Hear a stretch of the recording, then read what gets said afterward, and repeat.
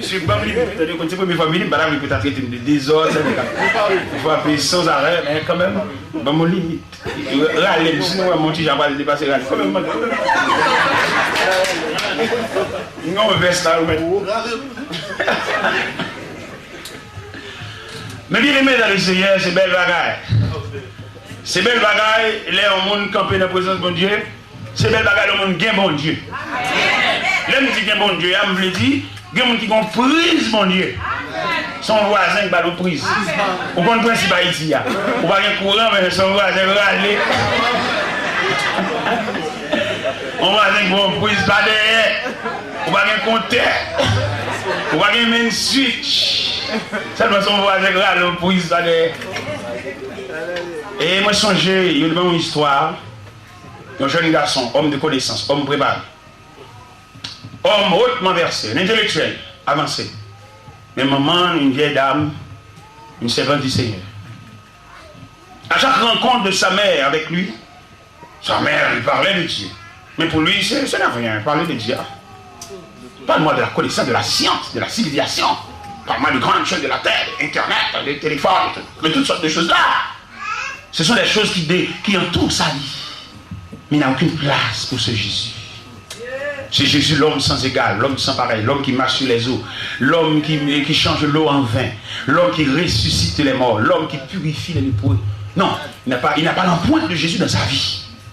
Mais il vit pour la science, il vit pour les grands livres, les grands encyclopédies. Dans la science où il étudiait, il est lauréat.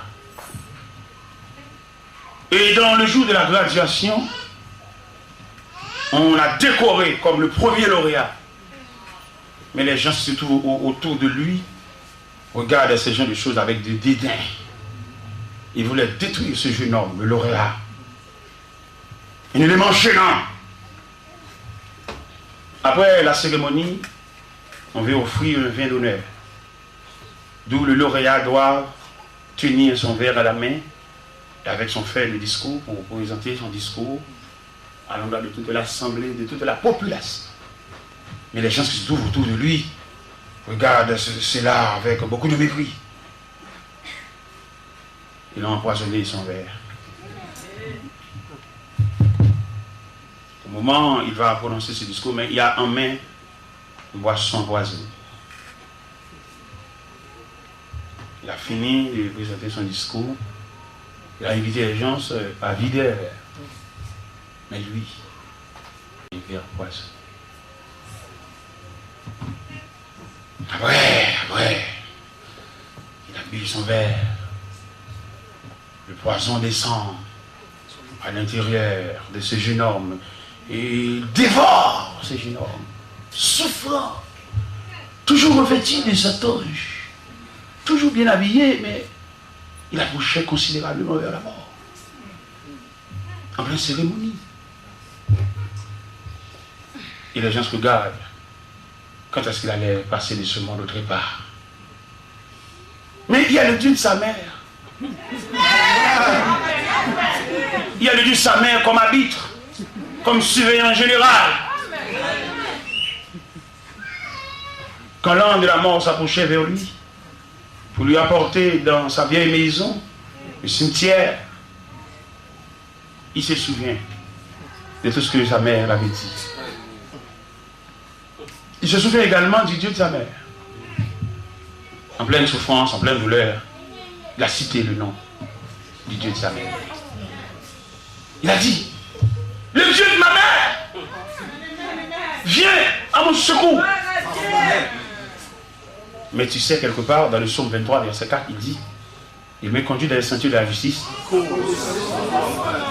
fait qu'il a cité le nom du Dieu de sa mère, il est si rapide, comme la vitesse d'un éclair, comme la vitesse vertigineuse. Il a approché, il commandait au poison de soulager ce jeune homme, de suspendre, ravager cet homme. Et le poison affaibli par l'intervention du Dieu de sa mère, disons.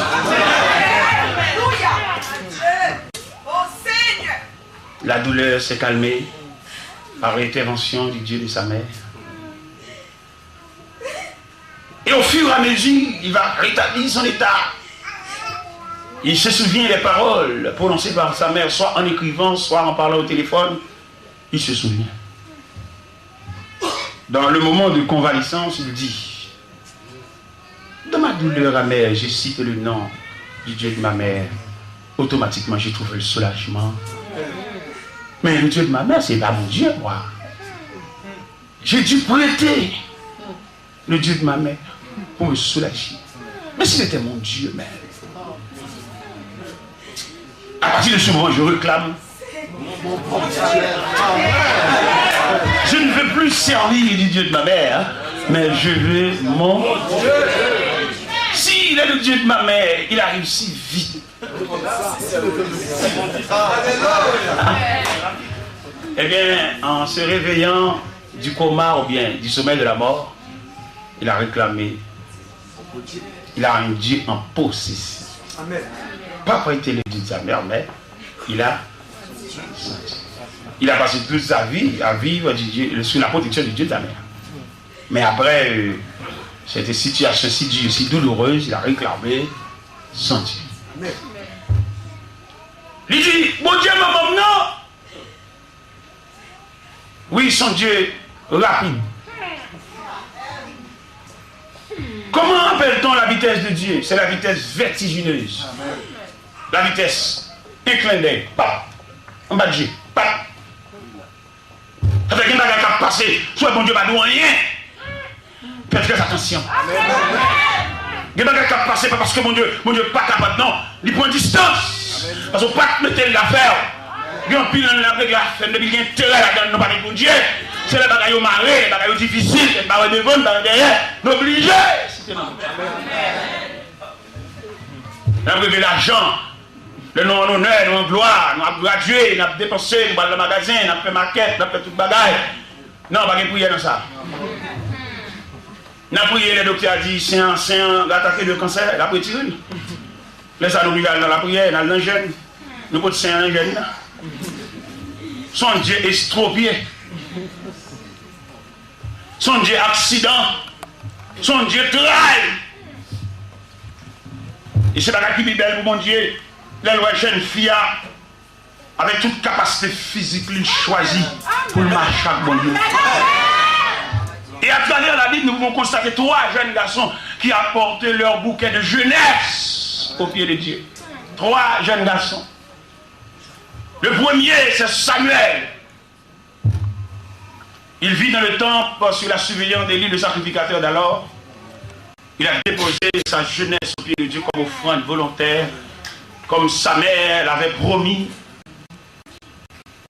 Et Dieu, dans sa joie, la joie de Dieu, il a pris cette offrande prématurément. Samuel n'avait pas encore l'habitude de parler avec Dieu, mais puisque sa mère l'a déposé dans le temple, Dieu l'a pris. On dit généralement, selon le texte, il y a un temps où la parole de Dieu était rare, la vision n'était pas fréquente. Mais dans cette circonstance, on a déposé un jeune enfant, un bouquet de jeunesse, un homme capable, un homme pas déformé, pas infirme, pas handicapé, mais à toute sa capacité, mais déposé au pied de Dieu comme offrande volontaire. Dans ces jours-ci, Dieu a besoin des jeunes garçons sacrifiés.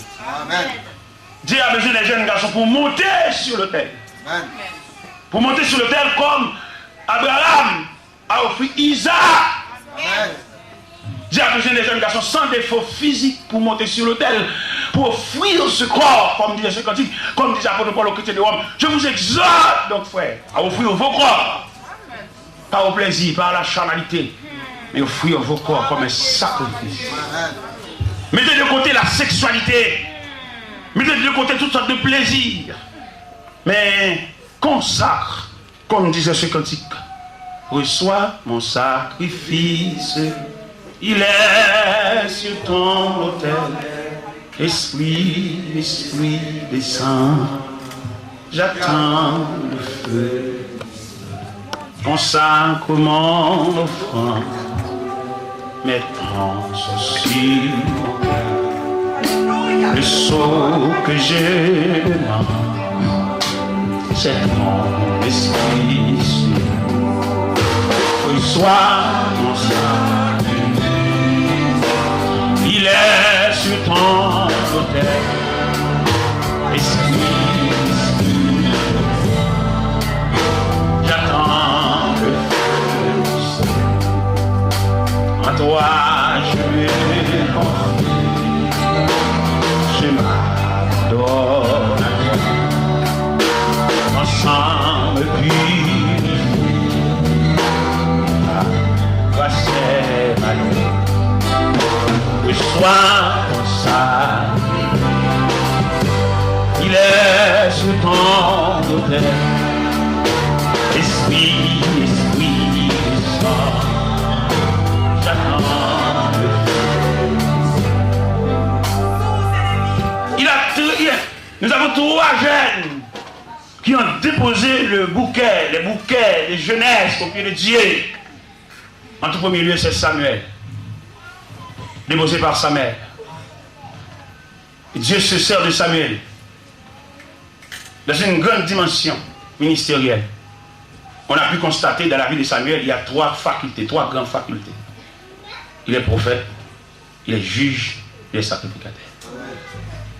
Dans la vie de Samuel. C'est l'un des meilleurs juges en Israël, Samuel. La Bible déclare dans 1 Samuel chapitre 8, dans sa vieillesse, il a déposé la fonction de juge pour aller dans sa maison à Rama pour attendre le jour de sa mort. C'est terminé, la vie s'est terminée au pied de Dieu. Pas le plaisir, pas la jouissance qui a terminé sa vie, mais Dieu a brigé la vie de Samuel. Dieu a sucé le sucre de la vie de Samuel. J'ai déposé Samuel comme un vieillard fini entre les mains de Dieu. Nous avons un deuxième jeune. Deuxième jeune, c'est Timothée. C'est Timothée au pied de l'apôtre Paul. Comme Paul l'a saisi Timothée comme un jeune avisé, un jeune consacré au service de Dieu. En tout premier lieu, Paul l'a dit, Timothée, que personne ne méprise ta jeunesse, mais sois un modèle pour les fidèles, en parole, en conduite, en foi et en charité, en pureté. Il continue à dire à Timothée, il n'est pas de soldat qui s'embarrasse des affaires de la vie s'il veut plaire à celui qui l'a roulé. Il continue son enseignement à ce jeune en disant, parce que dans les derniers jours, il y aura des temps difficiles. Les hommes seront égoïstes, ingrats, irreligieux, blasphémateurs, ayant l'apparence de la piété, mais reniant ce qui en fait la force. Il a commissionné ce Timothée en disant dans 2 Timothée 4, je t'en conjure devant Dieu et devant Jésus-Christ qui doit juger les vivants et les morts. Prêche la parole. Insiste en toute occasion. Favorable ou non, reprend, censure, exhorte en toute douceur, fait l'aide de l'évangéliste et remplit bien ton ministère. Amen. Car il viendra un temps où les hommes ne supporteront pas la saine doctrine, mais en la démonstration d'entendre des choses agréables. Ils se donnent une foule de docteurs sur leur propre désir. Mais toi, sois sobre en toutes choses. Fais l'aide de l'évangéliste et remplis bien ton ministère. Et à la fin de cette déclaration, Paul disait, car pour moi, je sais déjà le libation. Et le moment de mon départ approche. J'ai combattu le bon combat, j'ai achevé la course, j'ai gardé la foi. Et désormais la couronne de justice m'est regardée. Non seulement à moi, mais à tous ceux-là qui ont aimé son avènement. Et le Seigneur, le juste juge, mais à non, ce jour-là. Et enfin, ce troisième jeune, c'est Jean, le plus jeune des apôtres. L'empereur Domitien, en l'an 95, l'a jeté dans le îlet de Patmos. On a isolé Jean du reste des apôtres. Et là, Jean qui était un homme de prière, la Bible déclare dans Apocalypse, chapitre 1er, à l'un verset 9, il disait, moi, Jean, votre frère, qui est part avec vous à la tribulation et au royaume et à la persévérance en Jésus, j'étais dans l'île appelée Patmos, à cause de la parole de Dieu, du témoignage de Jésus-Christ. Je fus ravi en l'esprit au jour du Seigneur. Et j'entendis derrière moi une voix comme le son d'une trompette qui disait, ce que tu vois, écris-le dans un livre. Envoie-le aux 7 églises, à Éphèse, à Smyrne, à Pergame, à Sardes, à Thyatire, à Philadelphie et à la Odyssée. Je me retournais pour connaître quelle était la voix qui me parlait. En retournant, il a vu quelqu'un qui ressemblait au soleil lorsqu'il brille de sa force. Ses pieds semblables à des reins ardents comme s'il était embrasé dans une fournaise. Ses yeux ressemblaient au soleil. Il déposait la main droite sur Jean et dit, je suis l'alpha et l'oméga, le commencement, le premier. Voici, je suis vivant au siècle des siècles. Voilà comment Dieu a accueilli le symbole de la jeunesse. Jésus réclame des jeunes consacrés. Pas des jeunes qui font des recherches sur leur vie pour le lendemain, mais des jeunes qui se consacrent à Dieu pour marcher avec Dieu, les yeux fermés. Nous avons besoin des jeunes qui voulaient marcher les yeux fermés avec Dieu, comme un guide failli. Oui, Dieu a besoin des gens. Dieu a besoin ce matin de Samuel. Dieu a besoin ce matin des gens. Dieu a besoin ce matin de Timothée. Et pourquoi pas des Esther? Des Esther après la chute de la reine Vastille. Dieu a consacré ces Esther orphelines, mais préparées par la main de Dieu pour accéder au pouvoir, pour succéder à la place de la reine Vastille. Et enfin pour intercéder en faveur des Juifs qui va être détruit généralement. Dieu a besoin des jeunes filles, pas pour préparer un mariage, mais pour préparer pour la cause de Dieu. Amen. Pas pour préparer en médecine, pas pour préparer en agronomie seulement, mais pour préparer des jeunes filles qui se déposent comme offrande volontaire au pied de Dieu. Moi, je bénéficie de cette grâce parce qu'on m'a déposé au pied de Dieu à 17 ans d'âge. Et à présent, j'ai 53 ans. J'ai passé 35 ans auprès de Dieu. Je n'ai rien à reprocher sur Dieu. Il a conservé ma jeunesse. Amen. J'ai 53 ans, en chemin marchant comme pèlerin de la ville d'or. Je marcherai, je marcherai, jusqu'à l'arrivée. Et vous déposez au pied de Dieu cette poignée de poussière. Amen. Et ce sera fini pour nous. Comme disait ce beau cantique. Puisqu'il est, moi l'adorer, sans de l'eau pas couler dans le gel. Puisqu'il est, moi l'adorer, sans de l'eau pas couler dans le gel. Puisqu'il est, moi l'adorer, tant pour les sangs. Puisqu'il est, jusqu'il est, puisqu'il est, moi l'adorer, sans pas jamais décourager. Puisqu'il est, moi l'adorer, sans pas jamais décourager. Puisqu'il est, moi l'adorer, tant pour les sangs. Puisqu'il est,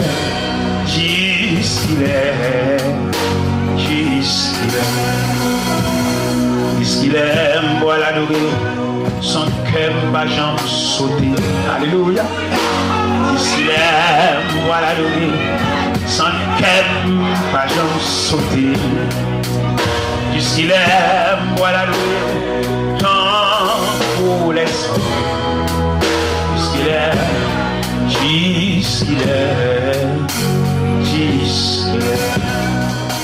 puisqu'il aime, moi l'adorer, sans moi pas jamais malade. Puisqu'il aime, moi l'adorer, sans moi pas jamais malade. Puisqu'il aime, moi l'adorer, tant pour les sangs. Puisqu'il aime, puisqu'il aime, puisqu'il aime, puisqu'il aime, puisqu'il aime, puisqu'il aime. Puisqu'il est, puisqu'il est, puisqu'il est, puisqu'il est, puisqu'il est, puisqu'il est, puisqu'il est, puisqu'il est, puisqu'il est, puisqu'il est, puisqu'il est, puisqu'il est, puisqu'il est, amen, puisqu'il est, puisqu'il est, puisqu'il est, puisqu'il est, puisqu'il est, puisqu'il est, puisqu'il est, puisqu'il est, amen, puisqu'il est, puisqu'il est, puisqu'il est, puisqu'il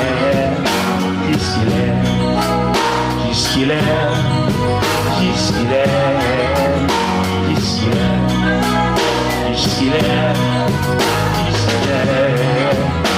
puisqu'il est,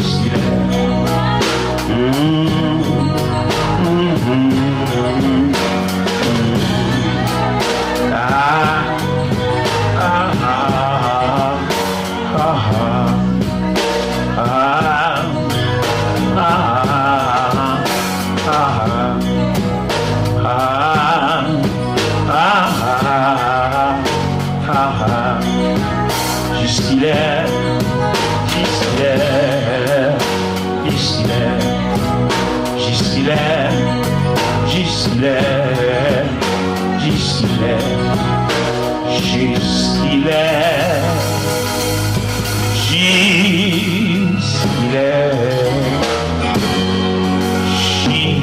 jusqu'il est.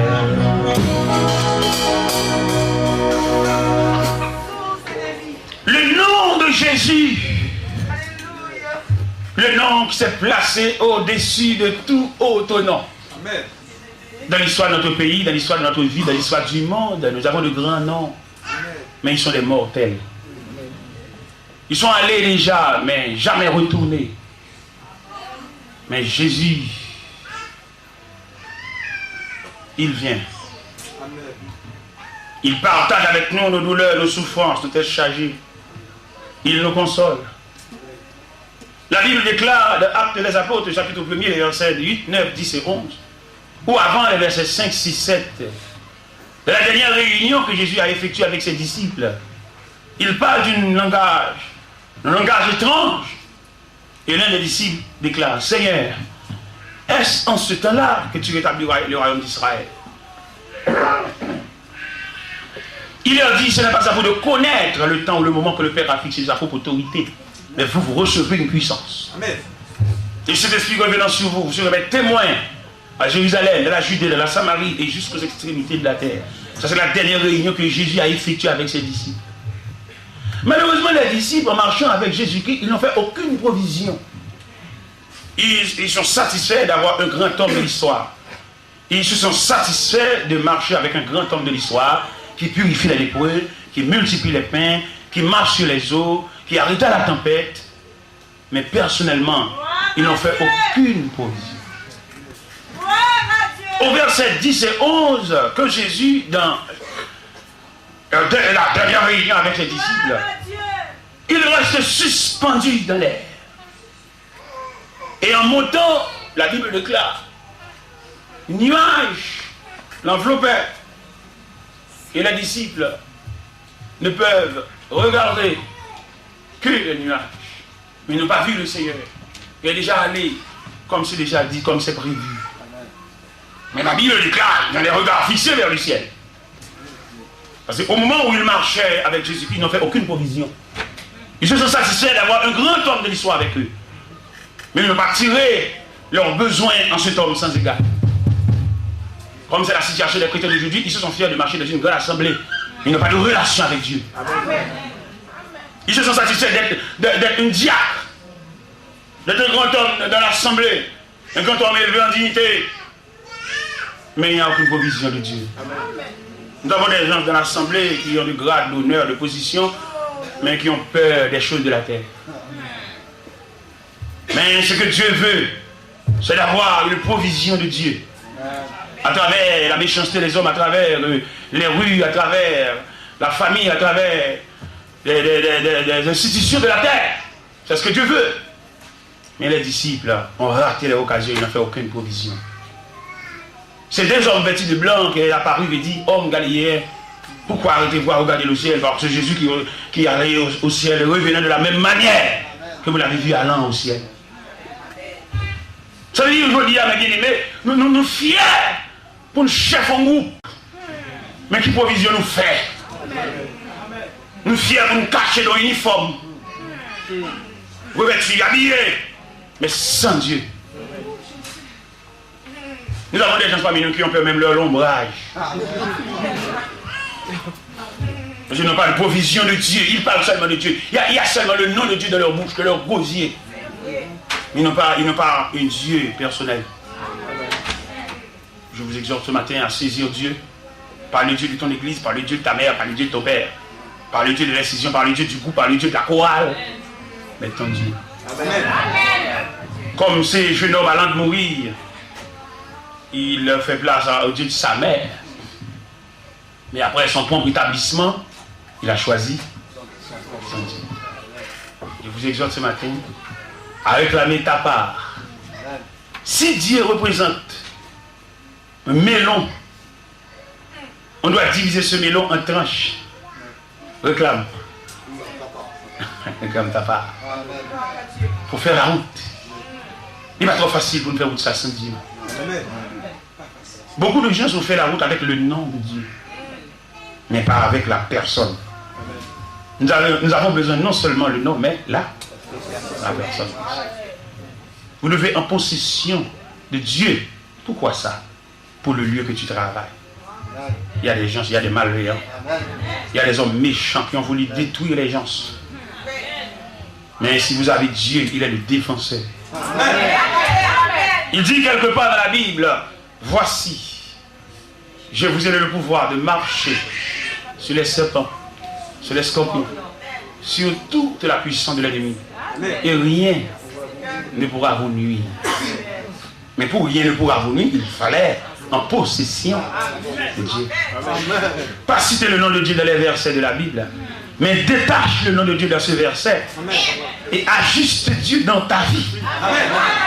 Il y a des versets vraiment forts dans la Bible. Quand on arrive à lire le chapitre, quand on arrive sur ce verset, on a foncé. On a prononcé même 2 ou 3 fois ce verset parce qu'il est fort. Mais il reste verset. Il reste verset écrit dans la Bible. Mais nous vous exhortons à détacher ce verset de la Bible pour attacher dans ta vie et dans la vie de chaque jour. Pour pouvoir sécuriser par non seulement la puissance de ce verset, mais la puissance qui réside à l'intérieur de ce verset. Il y a une puissance qui réside à l'intérieur de ce verset. Et cette puissance prend source dans le nom de Jésus, l'homme sans égard, l'homme qui marche sur les eaux, l'homme qui donne la force à ceux qui sont fatigués, l'homme qui purifie les lépreux, l'homme qui ressuscite les morts. Amen. Est-ce que les amis s'est dit? Mais t'allez toujours? Dans mon comprendre Jésus ça. Nous rencontrons Jésus ça dans l'évangile selon Saint Marc. Dans l'évangile selon Saint Marc, chapitre 4, verset 35 à 41, qui parlait de la tempête apaisée. Et à travers la Bible, nous avons 2 images de tempête. Une tempête dans Marc 4 et une tempête dans Matthieu 14. La tempête dans Marc 4, c'est une tempête que Dieu a apaisée pour les enfants, les élèves qui sont dans la classe enfantine. Et pourquoi ça? Parce que quand on lit ce texte, on a pu remarquer que le Seigneur montait dans la barque, il dormait. Il dormait au fond de la barque. Mais dans la tempête de Matthieu 14, il ne descend pas avec ses disciples. Il monta sur la montagne pour prier à l'écart. Et ses disciples restaient seuls. Ça veut dire que nous avons ce matin ces 2 images de tempête. Il se pourrait, nous avons parmi nous des gens qui se trouvent dans ces 2 images de tempête. Soit la tempête de Marc 4, soit la tempête de Matthieu 14. Quand on fait la description de la tempête de Marc 4, on a pu remarquer que le Seigneur descend au fond de la barque, il dormait, mais il est là. Amen. Et le fait que le Seigneur se trouve au sein ou bien du fond de la barque, au moment où la barque remplissait déjà, il y a un parmi eux qui s'approchait du Seigneur au fond de la barque et chantait ce beau cantique. Maître, es-tu donc insensible, sur le voile périssant, tout miracle t'est possible, sauve-nous, nous t'en prions. De aussitôt, il s'approche, puis il dit au vent tais-toi, étendouément les reproches d'avoir pu si peu de fois, étendouément les reproches d'avoir pu si peu de fois. L'image de la tempête, l'évangile selon saint Marc, chapitre 4, c'est l'image des élèves de la classe primaire ou des enfants ou de la classe enfantine. Parce que qu'on a fait le détail sur ce passage, on a pu remarquer que le Seigneur dormait au fond de la barque et la barque remplissait déjà. Et le Seigneur, en se réveillant, disant aux disciples, pourquoi avez-vous ainsi peur? Gens de peu de foi. Qui ça nous veut remarquer là, mes bien-aimés? Il y a un enseignement, mon Dieu, pas de paix là. Amen. Vous l'évangile au fin de joindre. Demandez, est-ce qu'on va avoir une force pour résister devant la douleur ça? Est-ce qu'on va avoir une force pour résister devant la menace ça? Est-ce qu'on va avoir une force pour résister devant le diagnostic que prononce ce médecin en disant ce mal est grave, ce mal est incurable? Mais vu la provision que vous avez saisie dans la parole de Dieu, vous avez beaucoup de capacité pour résister devant cette déclaration. Parce que la déclaration finale se trouve entre la bouche de Dieu, mais non de l'homme. Amen. Le médecin peut dire tout ce qu'il veut parce qu'il est un scientifique. Amen. Mais nous savons que Jésus, l'homme sans égal, il est au-dessus de tout scientifique. Et je vous exhorte ce matin à prendre courage. Amen. Ce que le médecin t'a dit, ce n'est pas Dieu qui l'a dit. Amen. Je veux te dire ce matin de reprendre force. Amen. Il y a les derniers mots qui sortaient de la bouche de Dieu. Amen. Le médecin, selon la capacité médicale, il a le droit, il a étudié. C'est un étudiant, c'est un scientifique. Mais il n'est pas un homme mystérieux. N'oublie pas que Jésus est un homme mystérieux. Il fait ce qu'il veut. Amen. Il n'a pas de limite.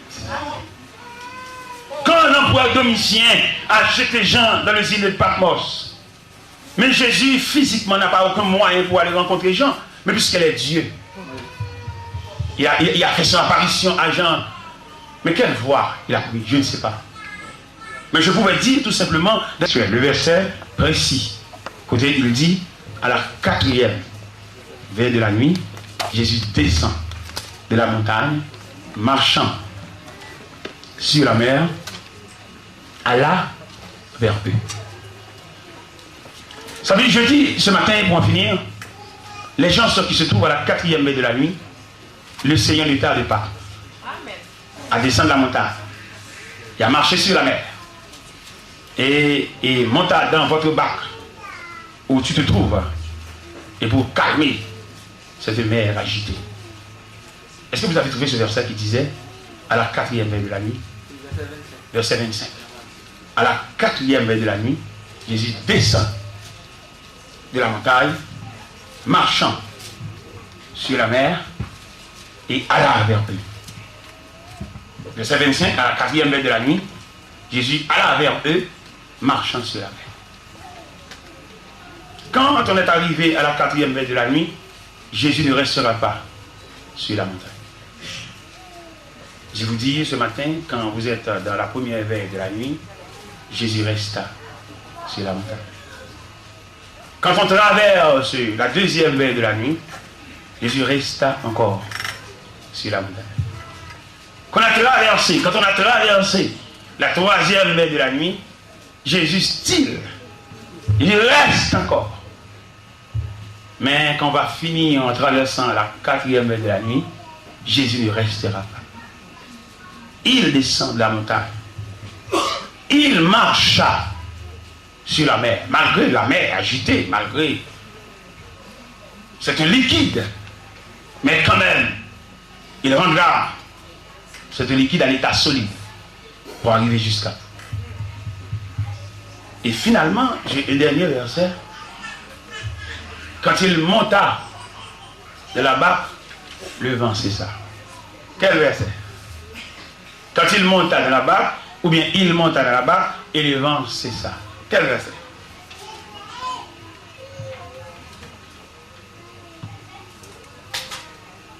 Verset 32. Verset 32. Ils montèrent de la barque et le vent. Qu'est-ce que ça nous voulait dire finalement? Nous voulait dire, toute aspiration, toute rêve, nous, c'est pour que Jésus monte dans la barque. Parce que quand il monta dans la barque, et le vent cessera. Attends jusqu'à ce que le Seigneur monte dans la barque. Il va monter dans la barque, hein, pour arrêter la tempête, pour calmer la tempête, pour arrêter la vitesse ou bien le bouleversement de la mer. Attends, et je vous exhorte à patienter jusqu'à ce que le Seigneur monte dans la barque. Il y a 3 éléments qu'on doit souligner ce matin. Le premier élément, c'est que vous naviguez dans une mer agitée. Le deuxième élément, c'est que Jésus se tient à distance sur la montagne. Jésus se tient à distance sur la montagne en observant le rythme des 4 vers de la nuit qui va être accéléré. 1, 2, 3, 4. C'est vrai, vous marchez dans la prière, vous marchez dans le sanctuaire de prière. Mais est-ce que vous prêtez attention à l'accélération des 4 vers de la nuit? Vous priez, vous descendez de votre lit, vous se tenez par terre sur le sac et la cendre. Mais est-ce que vous prêtez attention à cette 4 vers de la nuit? Je pense moi-même que les moments de prière, les prières accélérées, les prières de l'éveil de nuit ne peuvent pas accélérer les 4 vers de la nuit. Ces 4 vers de la nuit ont placé par Dieu. Et c'est Dieu qui compte les 4 vers de la nuit. Et je veux dire, des prières répétées que vous allez faire, n'allez pas sensibiliser Dieu parce qu'il y a un programme. Je veux que l'assemblée prête attention au programme de Dieu. Il y a un programme. Amen. Nous avons beaucoup de gens qui ont prié. Ils prient. Mais ils ne peuvent pas déranger le programme de Dieu. Dire à ton voisin, n'oublie pas que vous êtes dans le programme de Dieu. Dis à ton ami qui se trouve auprès de toi, n'oublie pas que vous êtes dans le programme de Dieu. Oui, vous êtes dans le programme de Dieu. Vous êtes dans le plan de Dieu. Vous êtes dans le programme de Dieu. Le programme placé, le programme classé par Dieu. Vous priez beaucoup, c'est vrai, hein? Mais n'empêche que vous êtes dans le programme de Dieu. Eh bien, à plus tard.